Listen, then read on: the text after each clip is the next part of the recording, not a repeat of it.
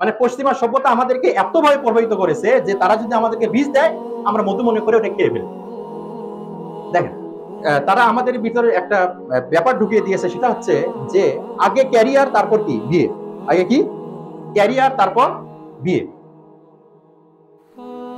একটা ছেলে 20 বছর 25 বছর এই ছেলে যদি বিয়ে করতে চায় তার চরিত্র রক্ষার জন্য, সে যখন বুঝতেছে যে সে তার চরিত্রটাকে হেফাজত করতে পারতেছে না, সে যদি এখন বিয়ে করতে চায়, তখন এই যে পশ্চিমা কালচারের কথায় আমরা কি বলি যে তুমি যদি বিয়ে করো তুমি তোমার বউকে খাওয়াবা কি।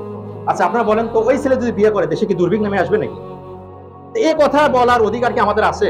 আল্লাহ কি বললেন যে প্রতিটা প্রাণীর রিজিকের দায়িত্ব আল্লাহ সুবহানাহু ওয়া তাআলা নিয়েছেন। আপনি বলার কে যে তুমি তোমার স্ত্রীকে খাওয়াবে কি? কে অধিকার দিল এই কথা বলার আপনার? ছেলেটা বিয়ে করতে চাচ্ছে তার চরিত্র হেফাজত করার জন্য, সে চাচ্ছে না তার দ্বারা কোনো অপকর্ম সংঘটিত হোক, সে বিয়ে করতে চাচ্ছে তার চরিত্র হেফাজত করার জন্য। আপনি বলতেছেন যে তুমি বিয়ে করলে বউকে খাওয়াবা কি? আপনি তার রিজিকের দায়িত্ব নিয়েছেন।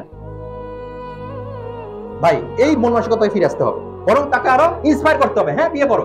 কারণ কি দেখেন, সূরা নূরে আল্লাহ সুবহানাহু ওয়া তাআলা বলেছেন যে তোমাদের মধ্যে যারা বিবাহহীন তোমরা তাদেরকে বিয়ে দিয়ে দাও, আল্লাহ সুবহানাহু ওয়া তাআলা নিজ অনুগ্রহে তাদেরকে সচ্ছল করে দিবেন। সুবহানাল্লাহ, এটা আল্লাহ সুবহানাহু ওয়া তাআলা ওয়াদা, মনে রাখেন ভাই। আল্লাহ সুবহানাহু ওয়া তাআলা বলেছেন তোমাদের মধ্যে যারা বিবাহহীন তোমরা তাদেরকে বিয়ে দিয়ে দাও, আল্লাহ সুবহানাহু ওয়া তাআলা নিজ অনুগ্রহে তাদেরকে সচ্ছল করে দিবেন। সুবহানাল্লাহ। বিয়ে করলে মানুষের রিজিকের দরজা কি হয়? প্রশস্ত হয়ে যায়। অথচ আমরা কেন জানি চিন্তা ভাবনা করি নেগেটিভ, যে বিয়ে করলে এই ছেলেটা জীবন তছনছ হয়ে যাবে, এই ছেলেটা কিভাবে জীবন পরিচালনা করবে। এই যে বিষয়গুলো, এগুলো কে দিয়েছে আমাদের মাঝে? পশ্চিমারা।